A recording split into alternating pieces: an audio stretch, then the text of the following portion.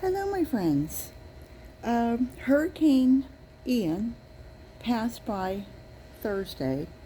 Even into the afternoon and evening, we still had rain and wind.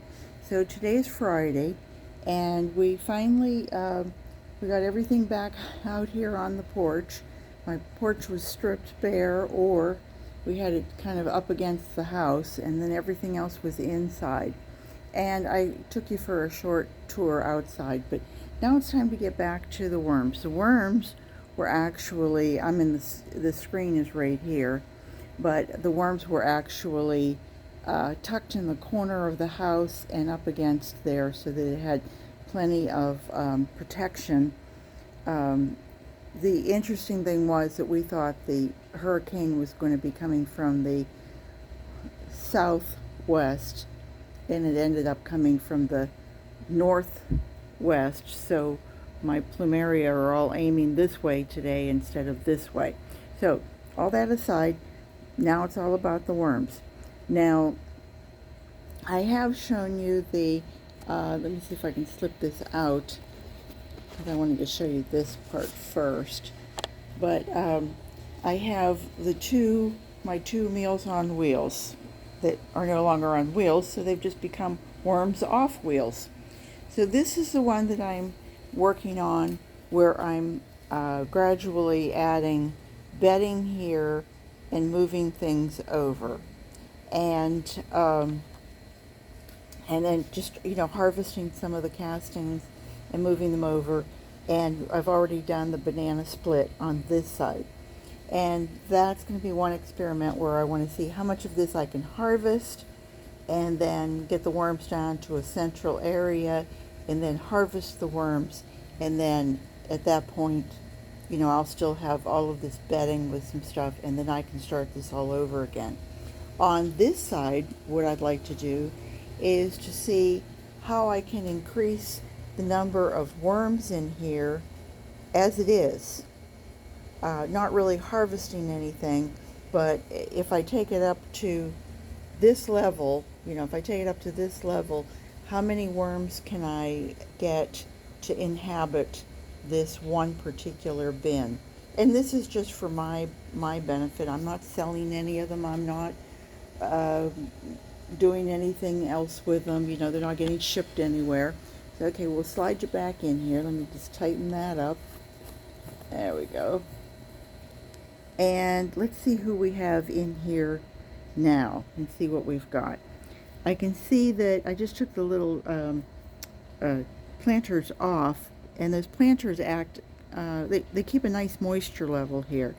And the worms will come up and they will lay their eggs, and a lot of the times they'll just sit there overnight. Well, I'm dropping them all. But I just wanted to see how many I might have in here. And I did put in a banana peel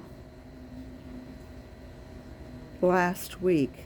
I really, once we found out the hurricane was coming, I really didn't want to do a whole lot with them to either heat this up or to get them kind of antsy, And I see I've got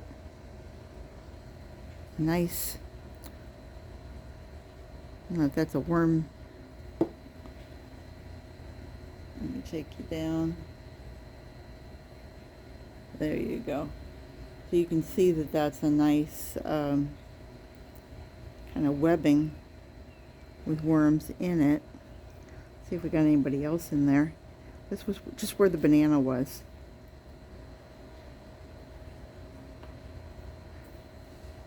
I've told you guys this before. This is just Miracle Grow potting soil that I found. I was trying to grow things, and I had put some castings in it, and I think the castings had worms in them, or at least cocoons. And so I started getting a worm population.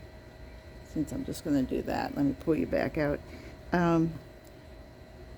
Started getting a nice worm population, and my plants weren't growing. So I thought, well, if you can't grow plants at least grow worms. So I hope everybody came out of the hurricane without too much of a problem. I know it's going further up the East Coast, and I know for people who I am friends with over in England and in Ireland, they're already getting their cool weather, and they're already worried about their heating bills going up.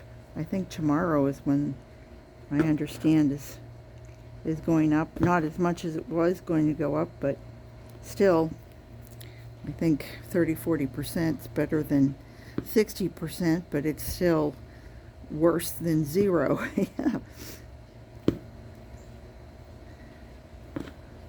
I don't know what that is. Just a little piece of something. I also want to go out from the hurricane and collect some leaves that have fallen, and instead of putting them out for trash, I'd like to see if the worms would eat them. My friend Sandra over at Nana's Worms and Plants, she's up in Vancouver, and she gives her worms maple leaves. Isn't that funny? She doesn't want to give them Florida maple leaves. Oh no, she's got to give them Canadian maple leaves. They're special worms. So I'm going to be giving mine Florida maple leaves because I have special Florida worms. These are red wigglers, by the way. Red wigglers can survive all over, but they are a composting worm. See, I'm seeing more down here where I fed. But this sure is pretty, isn't it? Nice soil. Like I said, it started out last year. It was Miracle Grow, and I just started adding, when I saw that there were so many worms, I started adding more food to it than just trying to, I was adding worm food, basically, versus adding fertilizer.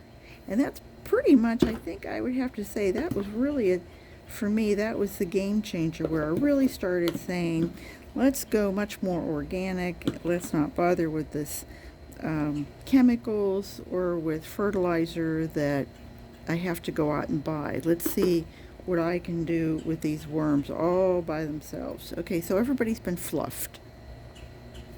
How do you feel, worms? We feel fluffy. What was the old line about the cat? My cat isn't fat, it's just fluffy. And so then ladies started saying that. My hips aren't big, they're just fluffy. So here we go. And we're going to do a nice line feeding. And I've been saving my banana. My husband is afraid to peel a banana anymore. He said, apparently I'm not doing it right. So we're going to give them this banana. And I have one here that has coffee. These just came out of the freezer, so the worms ought to be happy. I think maybe we'll just give them those two. But what I really want to give them is my moringas. I had to top them all for the hurricane because I knew that they would just, they're top heavy. So the two that I didn't top, they went over on the, they got knocked over. So anyway, I took some of this moringa and I put it through my NutriBullet to grind it up. And moringa is the tree of life. It's got loads of vitamin A and vitamin C and vitamin E and vitamin B and vitamin XYZ and all kinds of stuff. And I give them that. And then this is bird seed that's been put through there, and the bird seed is actually sunflower seeds, black oil sunflower seeds. And I'm going to give them some eggshell because, you know, they're worms. They don't have a stomach. They only have a gizzard, just like a bird. And they more than likely need all this.